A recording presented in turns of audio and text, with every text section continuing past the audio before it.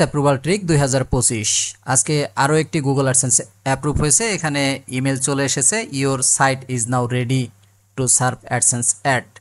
তো এই ওয়েবসাইটটিও একটি ভাই কাজ করতে দিয়েছিল, তার ওয়েবসাইটটিও আজকে অ্যাপ্রুভাল হয়ে গিয়েছে।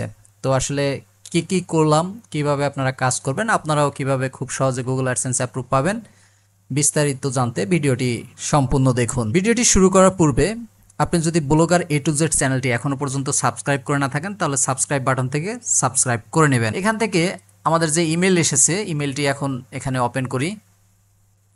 তো এখানে যে মেলটি এসেছে এটা দেখতে পাচ্ছি যে 22 ঘন্টা আগে। তো এখন পর্যন্ত কিন্তু আপনার ইমেলটি আসলে এখান থেকে আমরা রিলোড করতেছি। তো এটি 22 ঘন্টা পূর্বে মেল এখানে এসেছে এবং এখানে আমরা নিচের দিকে যদি দেখতে পাই, your site amarcampus24.com now ready to show AdSense ad and start earning money. তো এখান থেকে আমরা অ্যাডসেন্সে অলরেডি লগ ইন রয়েছি। তো আমরা এখান থেকেও যদি দেখি, আপনার সাইটস অপশনে যদি আমরা ক্লিক করি, ক্লিক করলে এখানেও আমরা দেখতে পাবো amarcampus24.com। এখানে দেখুন রেডি এবং ads.txt স্ট্যাটাস অথরাইজ। এই ওয়েবসাইটটিতে টোটাল পোস্ট সংখ্যা রয়েছে এখানে পাবলিশ অবস্থায় 60টি। তো আসলে 30টির মতো হলেই হয়ে যায় যদি আপনি ভালোভাবে লিখতে পারেন। 20টি দিয়েও সম্ভব যদি আপনার কোয়ালিটিফুল কন্টেন্ট হয়। যাই হোক, একটু পোস্ট বেশি রেখে তারপরে করার চেষ্টা করবেন, এতে ভালো হবে আর কি। তো এখানে দেখেন যে ওয়েবসাইটটি প্রথমত যে ডিজাইনের প্রতি আমি বারবার বলি একটা কথা, যে আপনি পেইড থিম দিয়ে করেন বা আপনি ফ্রি থিম দিয়ে করেন, কোনো বিষয় না।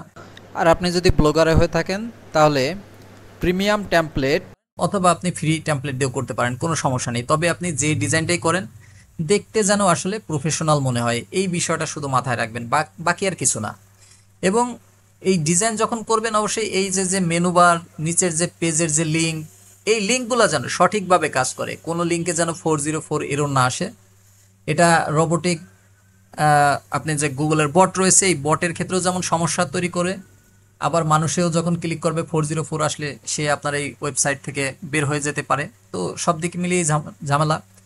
আর বেশিরভাগ এরকম সমস্যা থাকলে আসলে নেভিগেশন এরর সমস্যা দেখে আপনার অ্যাডসেন্স রিজেক্ট করে দেয়। তো যার কারণে ডিজাইন যখন করবেন অবশ্যই এই ব্যাপারগুলি মাথায় রাখবেন, যেন কোনো লিঙ্ক আপনার 404 এরর না থাকে, ইউজার যাতে ইজিলি নেভিগেট করতে পারে। ঠিক আছে, এক পেজ থেকে অন্য পেজ আপনার যাতে একেবারে অনায়াসে যেতে পারে, এরকম একটা ব্যবস্থা করে দিবেন। তো যখন ডিজাইন করবেন এই ব্যাপারগুলি খুব গুরুত্ব সহকারে দেখবেন। আর এখানে দেখুন আমি 2 লেআউটে এখানে করেছি, আপনি চাইলে 3 লেআউটও করতে পারেন অথবা আপনি 4 লেআউটেও করতে পারেন, আবার অন লেআউটেও করতে পারেন।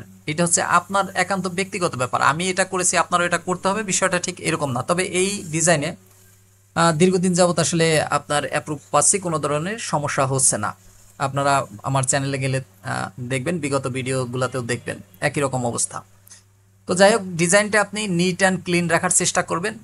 আর লোগোর ব্যাপারে যেটা আপনি অবশ্যই চেষ্টা করবেন, লোগোটা সিম্পল হোক তাতে সমস্যা নেই, কিন্তু নিট অ্যান্ড ক্লিন যাতে দেখতে যাতে ভালো লাগে, ব্যাপারটা সবচাইতে যে গুরুত্বপূর্ণ বিষয় সেটা যেন দেখতে ভালো লাগে।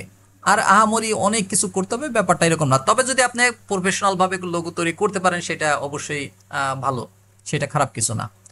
তো ডিজাইনটার প্রতি গুরুত্ব দিবেন। এরপরে আসেন পোস্টের ক্ষেত্রে। আমি বারবার বলি যে পোস্ট আপনি মাল্টি নিশে না করে ট্রাই করবেন আপনি এক নিশে কাজ করার জন্য। যেমন আপনি যদি জব সার্কুলার নিয়ে কাজ করেন, আপনি জব সার্কুলার উপরে মনে করেন যে 30 থেকে 40টা পোস্ট দেন। আপনি যদি মনে করেন যে গেমের উপরে করেন, গেমিং ওয়েবসাইট তৈরি করতে চান, তাহলে গেমিংয়ের উপরে 30 থেকে 40টা পোস্ট দেন। আপনি যদি মনে করেন হেলথের উপর করেন, 30 থেকে 40টা পোস্ট ওই হেলথ রিলেটেড করেন। আপনি যদি মনে করেন যে টেক রিলেটেড আপনি ওয়েবসাইট তৈরি করেছেন, তো টেক রিলেটেডেও আপনি মনে করেন 30 থেকে 40টা টেক রিলেটেড পোস্ট দেন। তো নিশ বেস ওয়েবসাইট তৈরি করার চিন্তা করেন প্রাথমিক পর্যায়ে। আপনি যখন অ্যাপ্রুভাল নেবেন, অ্যাপ্রুভালের পর আপনি চাইলে মাল্টি নিশ করতে পারেন, সমস্যা নেই। এরপর যে বিষয়টা হচ্ছে যে এখানে পোস্টের ক্ষেত্রে আপনি চেষ্টা করবেন এই যে ইমেজটা দেন, ইমেজটা অবশ্যই নিজে। আজকাল তো বিভিন্ন এআই টুল রয়েছে, আপনি এআই দিয়েও আপনি ফটো জেনারেট করতে পারেন, সমস্যা নেই। কিন্তু আপনি চেষ্টা করবেন ওই ফটোটাও জেনারেট করার পরে এরপরে আবার একটু এডিট করার জন্য, এডিট করে দেন তারপরে আপনি পাবলিশ করবেন। ঠিক আছে, এরপর যে কন্টেন্ট যে লেখেন এই লেখাটা আসলে আপনি চ্যাট জিপিটি দিয়ে লেখেন বা আপনি মনে করেন যে অন্যান্য যদি এআই টুল দিয়ে লেখেন সমস্যা নেই, কিন্তু এটাকেও আপনি আবার একটু হিউম্যান টাচ দেন, ঠিক আছে, সাজিয়ে গুছিয়ে লেখেন। এবং সবচাইতে যে গুরুত্বপূর্ণ বিষয় সেটা হচ্ছে যে আপনার ইউজার যে কারণে আপনার পোস্টে এসেছে সেই বিষয়টাকে আপনি খুব ভালোভাবে উপস্থাপন করুন, যাতে ইউজার খুশি থাকে এবং সে যাতে এখানে সময় দেয়। তাহলে দেখা যাবে যে আপনার 20টা ট্রাফিক হলো, আপনার ওই কন্টেন্টের কোয়ালিটি ভালো থাকবে এবং আস্তে আস্তে র্যাঙ্ক করবে, প্রবলেম নেই। কিন্তু বিষয়টা এরকম করেন না যে কোনো ওয়েবসাইট দেখলেন সেখান থেকে কপি করলেন, তার টাইটেল মনে করেন কপি করে আপনি তার পোস্টে রিরাইট করলেন, এইগুলা বাদ দেন। এইগুলা বাদ দিয়ে আপনি নিজে লেখার চেষ্টা করেন, এটা হচ্ছে মূল বিষয়। এরপর বর্তমানে আপনি ইউটিউবের ভিডিও এমবেড করতে পারেন, অথবা আপনার যদি নিজস্ব ভিডিও দেওয়ার চিন্তা থাকে সেটাও দিতে পারেন, তাতেও কোনো অ্যাডসেন্স অ্যাপ্রুভালের ক্ষেত্রে সমস্যা নেই। তবে আপনি এই যে টেক্সট এবং ইমেজের প্রতি খুবই গুরুত্ব দিবেন, এই দুইটা যাতে ইউনিক থাকে এই ব্যাপারটা মাথায় রাখবেন অবশ্যই।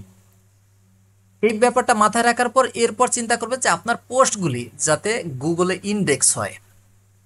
ইন্ডেক্স না করে আপনি অ্যাপ্লাই দিবেন না, ইন্ডেক্স হয় এবং ইন্ডেক্স হবার পাশাপাশি আপনি যখন দেখবেন যে আপনার সার্চ কনসোলে মোটামুটি আপনি দেখবেন যে পার ডে মনে করেন যে ভালো, এখানে যদিও ক্লিক দেন C60টি, তা আপনি চেষ্টা করবেন যে ক্লিক যাতে আরও বেশি থাকে। অনেক বেশি থাকলে আপনার ওয়েবসাইটটা কী হবে যে অ্যাপ্রুভাল পেতে খুব দ্রুত সময়ে অ্যাপ্রুভাল হওয়ার সম্ভাবনা থাকে, সম্ভাবনা বেড়ে যায়, ঠিক আছে, তখন আপনার ক্লিকটা বেশি থাকবে।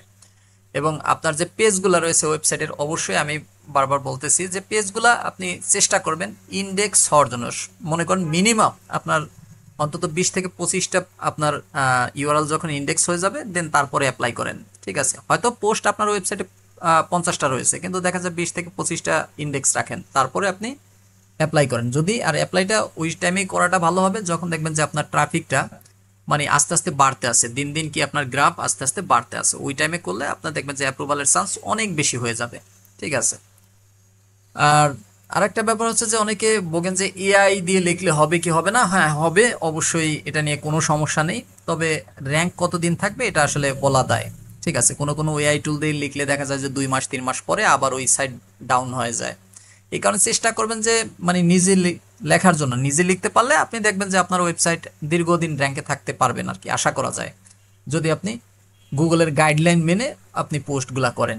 এই ব্যাপারটা আপনি এই পোস্ট লেখা নিয়ে আপনি ইউটিউবে সার্চ দিবেন, অনেকের ভিডিও দেখতে পাবেন, সেখান থেকে আপনি ভিডিওগুলো দেখবেন, দেখলে আপনার অভিজ্ঞতা অনেক বেড়ে যাবে। এই ব্যাপারটা মাথায় নিয়ে তারপরে পোস্ট লেখা স্টার্ট করবেন। তবে মূল কথা হচ্ছে যে আপনার এই ডিজাইনের প্রতি নজর দিবেন, এই পোস্টের প্রতি নজর দিবেন, এরপর হচ্ছে আপনার ট্রাফিকের প্রতি নজর দিবেন। এরপরে যখন দেখবেন যে হ্যাঁ সব কিছু ঠিকঠাক অবস্থায় রয়েছে, এরপরে আপনি গুগলের কাছে অ্যাপ্লাই দিবেন। অ্যাপ্লাই দিলে আপনি দেখবেন যে আপনার সাইট অ্যাপ্রুভাল দিয়ে দিয়েছে। তো আশা করি পুরো বিষয়টা বুঝতে পেরেছেন। তো ভালো থাকবেন সবাই, সুস্থ থাকবেন।